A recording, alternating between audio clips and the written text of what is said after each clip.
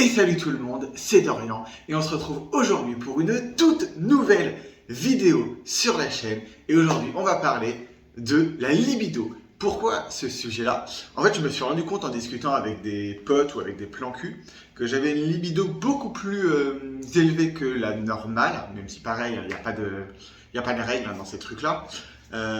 Et du coup, je voulais en discuter un petit peu avec vous, voir s'il y avait d'autres personnes qui étaient dans ce cas-là, dédiaboliser ça, comprendre un petit peu pourquoi, et un petit peu en parler avec vous. Alors, pour commencer, alors déjà, je vous invite à liker et à vous abonner si ce n'est pas fait. Quand j'étais déjà ado, il y avait les cours, tous ces trucs-là, j'avais tendance à avoir un rythme de masturbation qui tournait à 3-4 fois, je dirais par jour. Donc jusque-là, normal. Ça pouvait aller un peu plus, mais bon, quand tu as les cours, le matin, tu n'as pas le temps. Et le soir, c'est compliqué. D'ailleurs, pour la petite anecdote, un jour, j'étais tranquillement en train de me masturber dans ma chambre, quand mon beau-père a ouvert la porte de la chambre, et il a refermé la porte de la chambre. On n'en a jamais discuté, mais voilà. Sur ce, je lui passe le bonjour, si tu passes par là. Voilà, donc déjà, génial. Mais donc, il y avait ce côté-là, où j'avais déjà tendance à me masturber 2, 3, peut-être 4 fois quand j'étais ado, avant mes 15 ans. Je fais ma première fois à l'âge de 15 ans avec un collègue de travail, ça se passe super bien. Très bonne expérience. Donc moi j'avais 15 ans, il en avait 19 de mémoire, quelque chose comme ça, il était majeur. En fait on a logé pendant un an dans la même chambre d'hôtel. Arriva ce qui devait arriver plutôt. On va essayer de parler en français, je pense que ça serait mieux les gars. Et donc du coup on fait notre première fois. Après il se passe plus rien d'un point de vue sexuel avec quelqu'un d'autre pendant 2 bonnes années. Moi je continue d'avoir un rythme de masturbation qui tourne à 4-5 fois par jour. Donc un peu plus que quand j'étais ado, mais pour moi jusque là tout ça me paraît normal. Je travaille et tout, je trouve le temps de me masturber 4-5 fois sur la journée. Voilà. Arrivé à 17-18 ans, je m'inscris sur une application. Et là, du coup, ça commence à merder, quoi, je dirais. Ou du moins à prendre un autre chemin. Je vais rencontrer surtout au début de l'application, parce que quand vous êtes nouveau sur une application, forcément, ça attire du monde. En plus, j'étais tout jeune. Donc, je vais avoir 2-3 rapports avec 2-3 mecs différents par jour. Donc si j'ai 3 rapports, il y a 3 mecs. S'il y a 2 rapports, il y a 2 mecs sur la journée. Et je continue en plus à me masturber régulièrement. Tout ça. Donc là déjà, on est déjà sur un rythme qui est déjà plus élevé que mes confrères de ce que j'ai pu comprendre. Après, dites-moi vous, moi j'ai du mal à me situer. Mais c'est vrai qu'on m'a toujours dit que, mais j'y viendrai après par la suite. Il y a aussi donc du coup sur cette période-là, j'en avais déjà parlé dans une ancienne vidéo, le côté où je travaillais sur un bureau et tout ça à l'époque, j'avais un vrai travail de bureau, ce qui n'était pas le cas après, où pendant mon travail, je faisais des pauses avec un collègue de travail et on allait ken au sous-sol. Et pendant que je travaillais dans cette entreprise-là, il m'arrivait fréquemment l'après-midi, en plus de un jour sur 2 ken avec un collègue. Tous les jours, je faisais une pause où j'allais me branler dans les toilettes. Et ça arrivait 1 à 2 fois par jour sur ma journée de bureau, sachant que je vais l'avoir fait le matin et je vais l'avoir fait le soir. Et en fait, il y avait ce côté où en fait, il y avait le truc où je pouvais plus retenir. C'est-à-dire qu'il y a un moment où ça a commencé, et c'est là que tu te dis, tiens, il y avait une espèce d'obsession à se dire, en fait, ça te rentre l'idée dans le crâne, et après, en fait, tu es incapable de te retenir et de te dire, en fait, non, mec, t'es sur ton lieu de travail, attends, d'autant qu'un jour sur 2, j'allais ken avec mon collègue au sous-sol, quoi. Donc là, déjà, c'est déjà plus délicat. Mais ça s'est géré, et à titre perso, ça m'a jamais posé problème. On s'est plus ou moins fait choper par un de nos chefs, mais comme c'est un homo aussi, c'est passé très bien. Mais voilà. Suite à cette époque-là, multiplication de mes plans, ça devient beaucoup plus régulier. Un peu avant, mais ça c'est à 1 année près, c'est plus ou moins cette époque-là. Je prends rendez-vous avec un centre de prévention pour me faire mettre sous PrEP. Donc c'est un choix total, tout simplement parce que ça nous évite le risque de VIH. Donc c'est hyper important parce que on peut choper des IST et des MST, mais le plus mortel en soi, c'est le VIH. Et en fait, par un petit cachet que vous prenez soit tous les jours, soit en fonction de vos rapports sexuels que vous pouvez prendre à la demande en faisant attention à le prendre correctement. Là de suite, en vrai je tourne le matin, donc du coup je n'ai plus les infos exactes en tête, mais si vous n'avez pas des rapports tous les jours ou plusieurs fois par jour, ça ne sert pas forcément à grand chose de la prendre tous les jours. Même là aujourd'hui où ça s'est un peu calmé, moi je continue de la prendre quand on continue la PrEP, parce que comme ça je me prends pas la tête, étant donné que j'ai pas de mémoire, je prends mon cachet le matin quand je me lève, c'est en réflexe, et au moins je suis sûr de ne pas oublier, et au moins je suis protégé. Je me fais faire des dépistages régulièrement parce que du coup, qui dit multiplication des partenaires dit multiplication des risques. Autant à l'époque, ça va un peu mieux de ce côté-là aujourd'hui. À l'époque, j'avais pas du tout de rapport anal, donc il y avait moins de risques, même si au niveau buccal, évidemment toujours. Mais il n'y a pas de risque en bas, du moins, parce qu'à l'époque, je pratiquais pas l'anal. Les premières années, si j'ai eu 3 rapports anal. Non, ça se dit pas 3 rapports anaux, hein. C'est 3 rapports anal. Le mec sait toujours pas parler français. Si j'avais 3 rapports anal sur les 5 ans, c'est à peu près tout. Donc c'est venu beaucoup plus tard dans mon parcours de sexualité, la sodomie. Appelons-les un chat un chat. Bref, donc du coup, multiplication des plans sur cette période-là. En plus de ça, passage quasi obligé au travail de branlette parce qu'en fait je pouvais plus me retenir. Et déjà là, tu te dis, c'est quand même bizarre de devoir faire des pauses au travail pour pouvoir aller se masturber parce qu'en fait t'es pas apte à t'auto-canaliser. C'est une époque où, alors comme aujourd'hui je faisais beaucoup de muscu, et la musculation, en tout cas chez moi, s'il y a des gens qui font de la musculation, dites-moi si c'est pareil pour vous, ou des gens sportifs de manière générale, mais il est vrai que toujours après une séance de muscu, j'ai envie de ken ou de me branler. Je ne sais pas si ça libère un truc au niveau de ma libido, ça doit pouvoir s'expliquer, mais il y a ce côté où il y a ce besoin de branlette. Bref, la vie continue, je rencontre quelqu'un avec qui je me mets en couple, j'en ai déjà parlé, ça se passe super bien niveau cul, je continue malgré le fait qu'on soit ensemble à quand même pas mal me masturber, mais tout se passe bien pendant un an.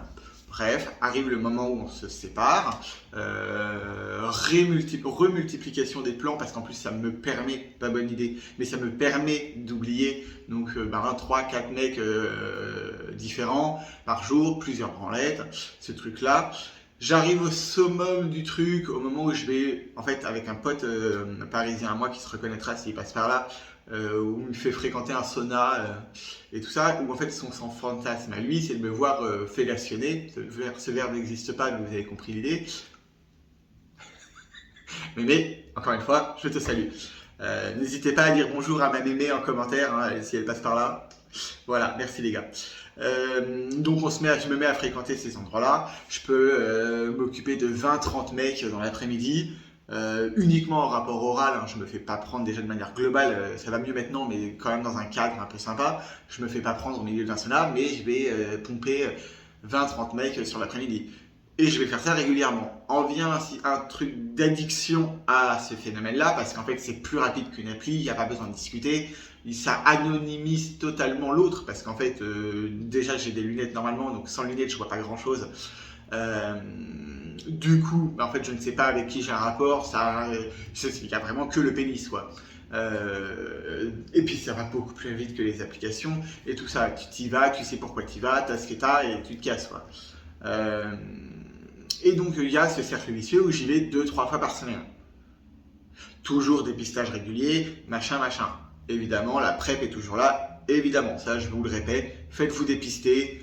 La PrEP si vous en avez besoin, mais le plus important c'est faites-vous dépister régulièrement et respectez, si vous chopez quelque chose, respectez et le traitement et le temps de carence, en tout cas le temps que le traitement fasse effet, ne quitte pas. Et il n'y a aucune honte à envoyer un message à ses derniers partenaires en lui disant « Au fait, je crois que j'ai chopé un truc, va faire un test. » C'est pas grave. Vaut mieux prévenir plutôt que l'autre l'ait chopé aussi, qu'il a eu leur fourrier, tout ça. Selon les endroits où vous vivez, globalement, en fait, on couche tous plus ou moins avec les mêmes personnes, hein, ça reste des cercles fermés, à part les endroits où il y a beaucoup de touristes, mais du coup, il faut éviter de se faire refiler des trucs qui tournent. Faites-vous dépister et suivez les traitements, les gars, c'est important. Donc du coup il y a ce fameux lieu donc mi-backroom, mi-sauna que je vais me mettre à fréquenter régulièrement. Et il y a un moment où je me dis, mec, c'est peut-être un peu trop. T'es jeune, t'as 25 ans, c'est pas normal, en tout cas dans ma conception, du moins ça en devient gênant de passer ces après-midi dans une backroom à vider des gars. C'est sympa comme activité, mais il y a peut-être d'autres trucs à faire sur la Côte d'Azur l'après-midi. Je dis ça comme ça. Du coup, je décide d'arrêter ce truc-là. J'arrête de bosser, ce qui fait que j'ai beaucoup de temps libre. Je me mets à me masturber beaucoup plus. Pour vous donner une ordre d'idée, en moyenne, sur une journée, je vais me branler entre 7 et 9 fois par jour. Et mon record de masturbation sur le moment où je me lève et le moment où je me couche est de 23 fois. Donc dites-moi ce que vous en pensez en commentaire. Quand j'en parle avec d'autres gars via des applications quelconques, ils font des yeux comme ça, voilà. Mais j'ai toujours eu ce besoin de, ne serait-ce que par la masturbation, d'évacuer. Parce que ça joue aussi, tu libères des hormones qui font du bien au niveau du cerveau, donc ça doit jouer aussi. J'essaye d'avoir un peu moins de plans, donc je continue de me masturber toujours autant, 6-7 fois par jour. J'essaye de diminuer les plans parce que maintenant, alors même si je ne cherche pas à rencontrer quelqu'un sérieusement, après comme je le disais, je suis ouvert, si vraiment je venais à rencontrer quelqu'un, voilà, ça se ferait. Mais je cours pas après ça, je veux dire. Mais je suis plus dans le côté, si en plus de Ken, je peux partager un moment sympa, un petit quart d'heure, discuter avec un mec, connaître son prénom, parce que évidemment, j'ai jamais connu leur prénom avant. Connaître son prénom, savoir un peu ce qu'il fait dans la vie, ce qu'il aime, machin, ça peut être sympa, parce que des fois, tu peux découvrir des passions communes avec des gars, c'est plutôt cool. J'ai rencontré des fans de Jennifer via Grindr, forcément parce que le public de Jennifer, voilà. Mais du coup, c'est juste hyper drôle et c'est ce genre de petites conneries dont je n'aurais pas été au courant avant et qui, au final, sont assez drôles parce que ça nous permet, on s'envoie des messages de temps en temps sur t'as vu, elle a fait ça, machin, machin. On va se retrouver sur des concerts. Il y a moyen que ça soit plutôt cool. Donc il y a ce côté-là. Il y a tout le côté où tu te dis, ouais, c'est quand même plutôt une bonne chose au final de connaître le nom de son partenaire parce que bon, peut-être pas déconner. Donc du coup j'essaie de diminuer les plans. Il y en a quand même plusieurs dans la semaine. On est passé de 2-3 par jour à 1-2 par jour à maintenant quelques-uns par semaine. C'est déjà plus tempéré. On a moins de 1 par jour en moyenne. Donc toujours sous PrEP parce que ça, je pense que je vais l'être quasiment à vie. Parce que, à moins que d'ici là, ça soit soigné, les avancées de la médecine évidemment. Mais dans le contexte actuel, je vois pas l'intérêt pour moi de l'arrêter aujourd'hui. Mentalement, ça enlève un poids. Et après, on continue de se protéger au maximum. La capote, de temps en temps, parce que certains partenaires ne veulent pas, ça peut, machin. Mais si possible, la capote. Mais encore une fois, je parle que pour moi. Sur un rapport anal. Et continuer à se faire dépister régulièrement. La recommandation, c'est tous les 3 mois. Moi, je fais entre 2 mois et 2 mois et demi. D'ailleurs, j'en ai un il y a dans pas longtemps. Là. C'est vraiment le truc important. Mais voilà, donc en fait, il y a une diminution de mon nombre de plans, une fréquence de masturbation toujours aussi élevée. Ça, voilà. Et puis voilà, c'était un petit peu histoire de vous faire un petit point là-dessus. Se déculpabiliser parce que il n'y a rien de grave à partir du moment où vous en êtes conscient que vous le gérez. Si ça vous pose problème, moi c'est comme ça que je me suis défait cette addiction à la backroom sauna. En parler à des professionnels de santé, des personnes compétentes, à certains de vos proches, si vous avez des gens dans votre famille ou de vos amis dont vous êtes très proches, peut-être en parler avec eux aussi. Mais voilà, il n'y a pas de règle, il n'y a pas d'interdit. Encore une fois, le sexe et l'amour, c'est à partir du moment où tout le monde est consentant et que tout le monde y prend du plaisir, c'est cool. Le plaisir de l'autre est important. J'ai aussi appris, parce que je ne le faisais pas forcément avant, à penser à mon plaisir quand j'avais un rapport, parce que j'avais tendance à m'oublier totalement sur un rapport, ce qui n'est pas le but non plus, hein. Le truc c'est d'être à deux, donc évidemment il faut faire plaisir à son partenaire, mais il faut aussi que vous y preniez du plaisir, évidemment. Mais voilà, donc j'ai moins de plans, ou du moins de mecs fréquentés, j'ai même tendance à revoir des mecs régulièrement, chose que je ne faisais pas avant, donc moins de plans quand même, un peu plus de régulier, toujours de temps de masturbation. Et voilà, donc dites-moi en commentaire, vous un petit peu, c'est encore un appel aux commentaires qui est hyper drôle, mais un peu la fréquence de vos rapports sexuels, histoire qu'on puisse y faire une moyenne, histoire de se marrer. Il n'y a pas de compétition, encore une fois, hein, c'est juste pour avoir un petit échantillon sur les personnes qui me suivent, de pouvoir en discuter ensemble.